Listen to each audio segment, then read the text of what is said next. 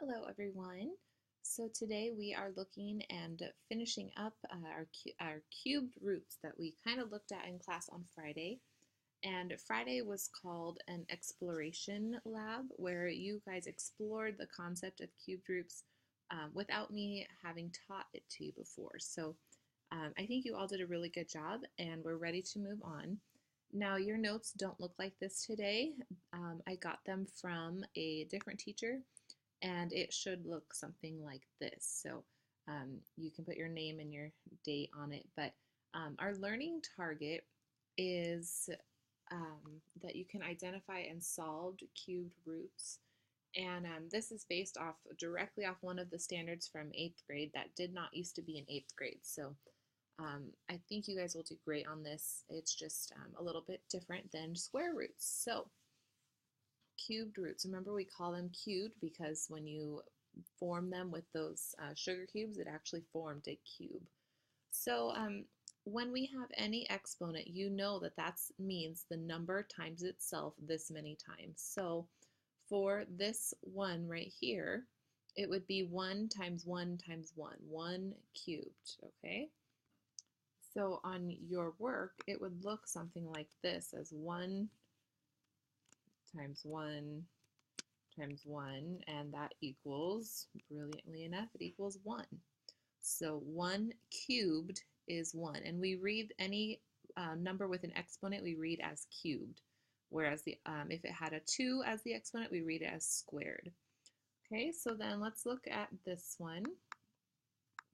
If we did 2 cubed, it's 2 times 2 times 2, which gives us 2 times 2 is 4, times 2 is 8. All right, then let's look at 3 cubed. So 3 cubed is 3 times 3 times 3. Well, 3 times 3 is 9. So 3 times 3 is 9 times 3 is 27.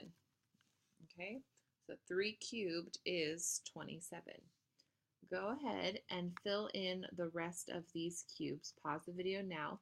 Find what 4 times 4 times 4 is and what 5 times 5 times 5 is, what 6 times 6 times 6, what 7 times 7 times 7, and so on and so forth until you get to 10. Once you finish those, go ahead and click play and finish watching the rest of the video.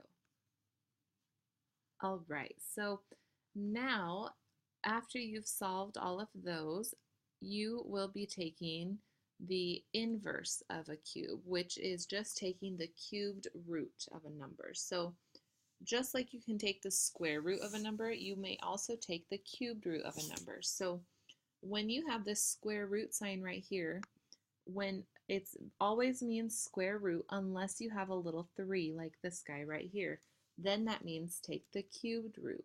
So they're asking you what times what times what equals 8. So something times something times something is going to equal 8. And this is where you should know that it is, if you filled in this chart up here, you'll know that it's 2. All right, and then if you get to one like this, they're asking you for the cubed root of 512.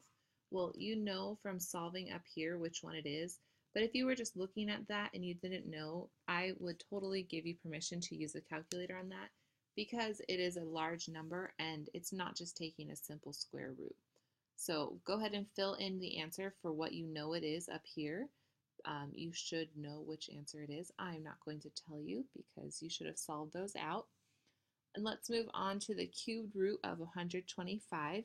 The same thing, 125 is a larger number and you might not know what that is off the top of your head.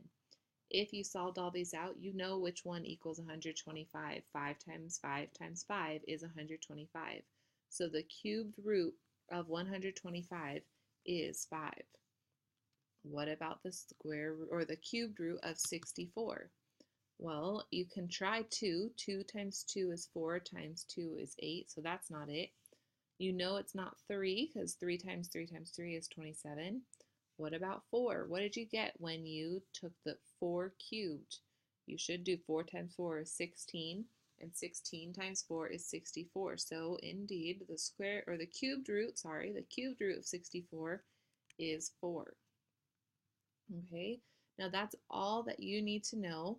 You are, just so you're aware, you are totally able to estimate numbers just like we did with finding the cube root of numbers that weren't perfect cubes, or finding the square root of numbers that weren't perfect squares. We can find the estimate of a cubed root of numbers who aren't perfect cubes. But the good news is that we don't have to do that for this lesson. Just know that it is available to do. So this is going to be your assignment that we do in class, and I'm also going to give you a quiz on this in class tomorrow.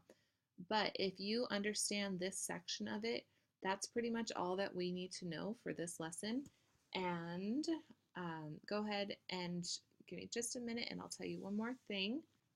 All right, the last thing that you need to know is that for this lesson, the cubed roots lesson, there is not going to be a quiz on this that you'll be doing at home, but we will be completing one in class similar to how we did on Thursday. And I also wrote on here, be prepared to study because you will be taking a test this upcoming week. Tuesday we'll be doing the cubed roots homework and reviewing those in class. Wednesday you'll be doing a study guide for your at-home homework. You won't be watching a video. And then Thursday we'll be taking that test. And the concepts that will be on that test, I'm going to read them to you now. I'll type them out to you. It will be the cubed roots. It will be the square roots. Whoops, if I spell square right, that helps. The square roots. It will be the estimating square roots that we've done in class, and it will be to the hundredth place. And then we will be, for the last time, we'll be testing on adding, subtracting, and multiplying, and dividing rational numbers. And this will be a combination of